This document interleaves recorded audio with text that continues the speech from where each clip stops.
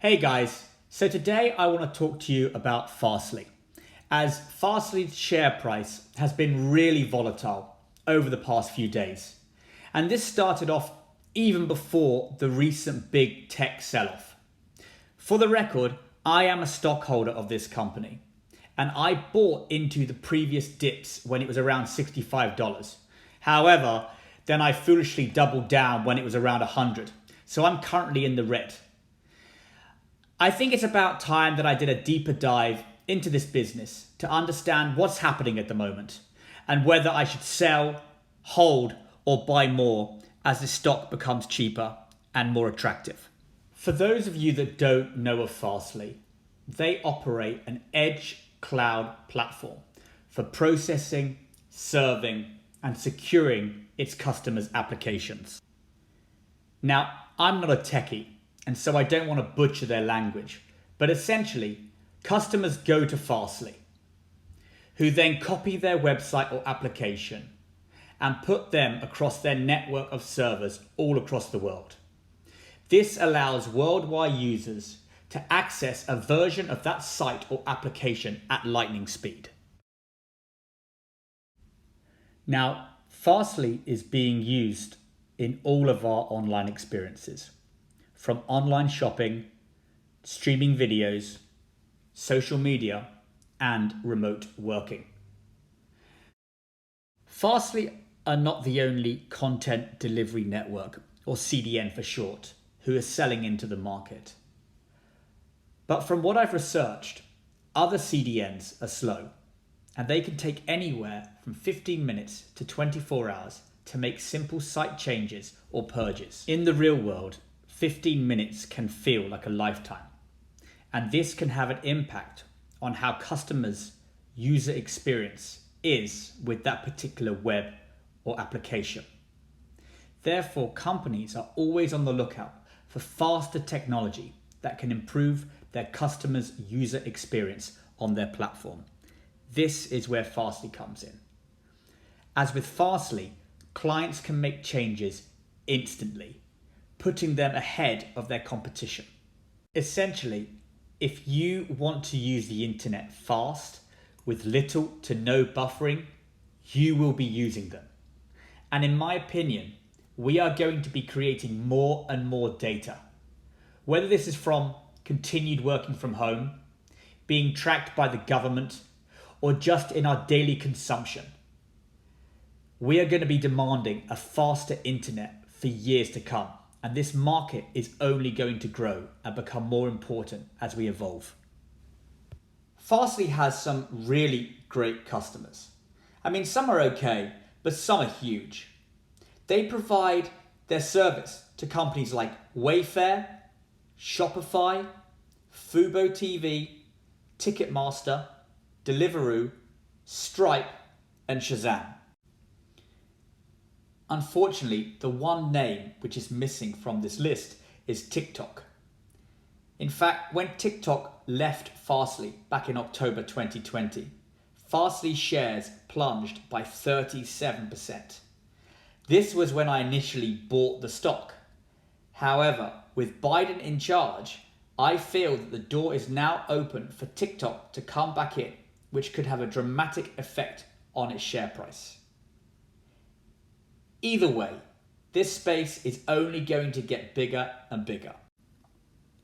Being frank, Fsly's share price is getting butchered right now, falling by 30% in just a few weeks. This stock is incredibly volatile in general, as its 52-week low was $10.63, and its 52-week high was $136.50.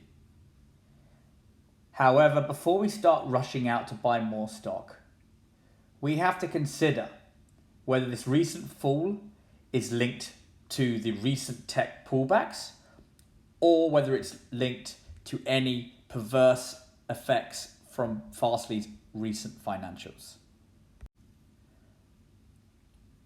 So last week, the board issued their shareholders letter and financials for Q4 2020. And to be honest, as a stockholder, I was quite disappointed by these numbers, and I can understand why they're getting hit. Q4 revenue was $83 million, which is strong, and it's up 40% year on year. This took total revenue for the year to $290 million, which is up from 200 in the previous year. I mean, it's not triple digit growth, but nevertheless, it is still good. The board wanted to bring to our attention the fact that total customer count is up to 2,084 from 2,047 in Q3, and that total customer spend is up to 782,000 from 753,000 in Q3.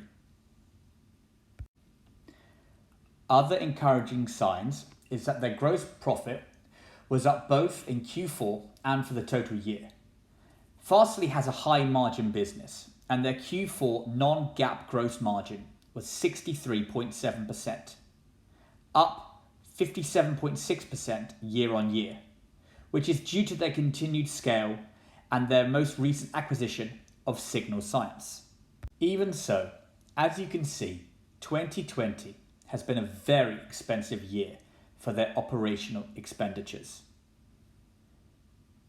R&D was $26 million for the quarter, representing 31% of revenue. This was up $13 million on Q4 2019, when it only represented 22% of revenue. This took the whole year's cost for R&D to $75 million, up from $46 million in 2019. This was claimed to be due to personnel-related costs from additional headcount from the Signal Science acquisition and other personnel-related investments, which were needed to further develop products and features for their next generation edge computing solutions. Unfortunately, this is part of their business model. They need to invest in R&D to remain competitive and to be creating new products that their customers want. So I'm not so concerned in seeing money invested in R&D, although I am keeping an eye out for it. So next up is sales and marketing. And as we all know, sales and marketing expenditure is very important for a business like Fsly. As they're in this growth phase, they need to acquire more and more customers. And how do they do that? They do that by investing in salesmen and marketing strategies to acquire customers. In Q4, they spent $35 million, which was 42% of revenue. So already we're seeing a huge chunk of revenue being spent on sales and marketing and R&D. And for the year, this took sales and marketing expenditure to $101 million, up $30 million from 2019 when it was just $71 million.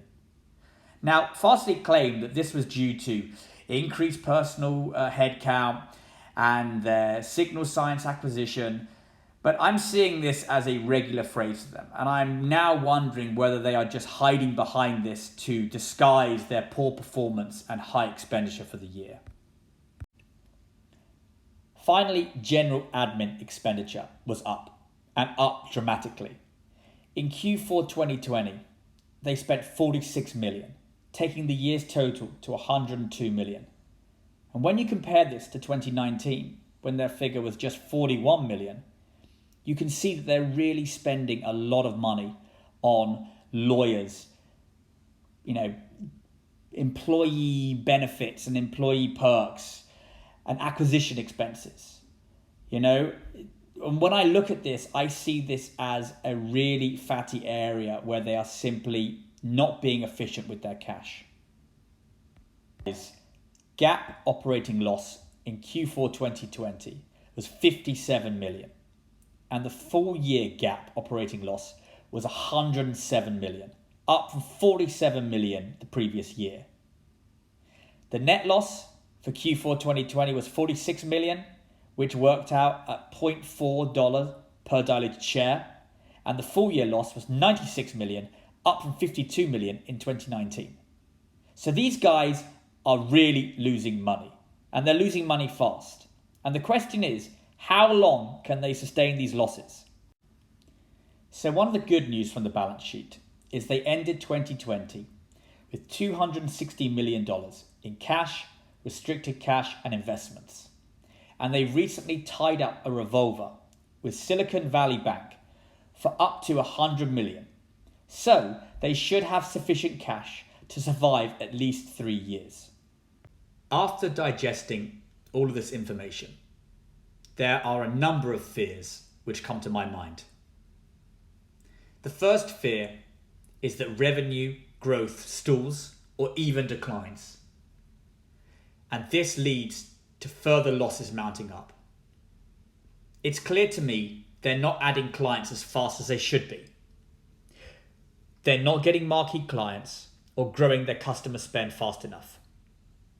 But ultimately, they're not getting the clients in that they need to sustain these vast spending costs.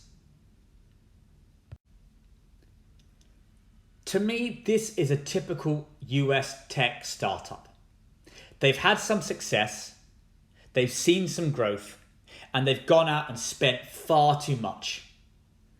And as a business person, I would expect management to react accordingly and to have these costs, mainly in general and admin, to fall in 2021 as they seek profitability.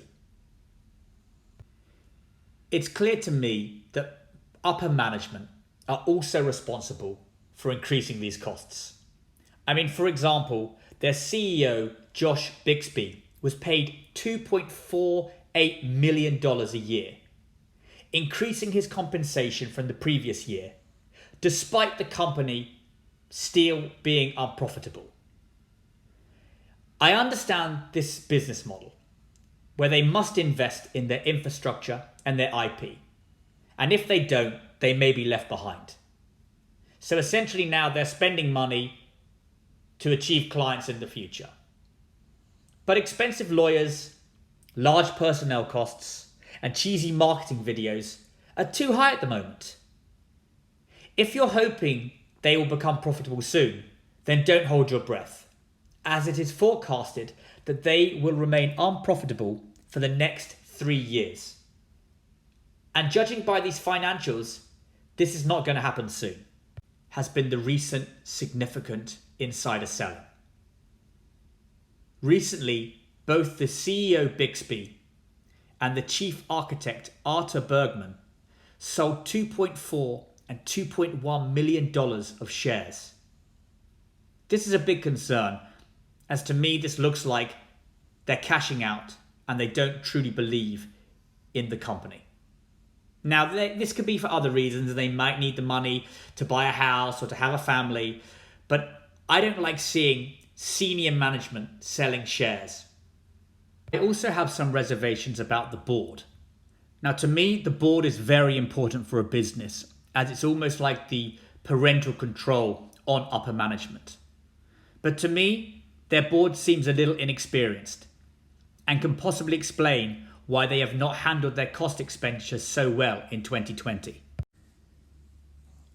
Another concern is that Fsly does not pay a dividend. And again, this is something which is very common with tech and startups, so it's not expected, but this may put off dividend investors. However, before you dump all your shares or throw yourself out of the window, there is some light at the end of the tunnel. Firstly, it takes a long time to sign up major marquee clients. But when you do, it can have a huge impact on earnings. If they can re-sign TikTok, plus add 1 or 2 major clients, this can really turn their fortunes around. This is also a massively growing sector. Competitors like Akamai, Cloudflare are not innovating as well. Fsly have great products with great service and excellent customer reviews. Although there are some large competitors such as Microsoft, Google, and Amazon Web Services in this sphere, I actually see this as a positive, as these companies may be potential acquirers in the future. Fsly has sufficient cash run rate for more than 3 years based on its current free cash flows. So I don't think the business is going to go bankrupt just yet. And I think management is competent enough to cut its cloth accordingly in 2021 and reduce some of these costs if revenues don't increase as quickly as they hoped. The thing that I love is that institutions like Fsly. In fact, institutions own 57.8% of all shares, with the general public owning just 24.7 shares. Having major institutions like Morgan Stanley and Abdiel Capital behind them is a really big boost of confidence. And checking today, I see that 68 ETFs hold this stock, with the biggest holder being Cathie Wood's ARK Next Generation Internet ETF, ticker ARKW. So clearly, they are also a big believer in them. In conclusion, the recent rising 10-year Treasury bond has left many investors scrambling to see what will happen with tech. I believe there is support at the $65 level for this stock. This will, however, be a big test, and it could be tested if the sell-off runs into March. The issues at Fsly are clear. They need to increase revenues. They need to sign up marquee clients and increase client spend. And they need to do all of this with reducing costs. However, I think that management will be aware of the problems that they face and will be looking to fix them as quick as possible, simply because they are also shareholders and they want to see an elevated stock price too. At this moment in time, I see this stock as a hold, and I may wish to add to my position if it does fall to around $65. As this is a space that I like, and I personally believe will grow in the next few years, I'm happy to hold my shares and not time the market. I hope you enjoyed the video. They're just my opinions on Fsly. I'm not a financial advisor, so please take them with a pinch of salt and do your own research. And please feel free to leave a comment below and let me know your thoughts about whether you think Fsly is a buy, hold, or sell. Thank you very much and have a great day.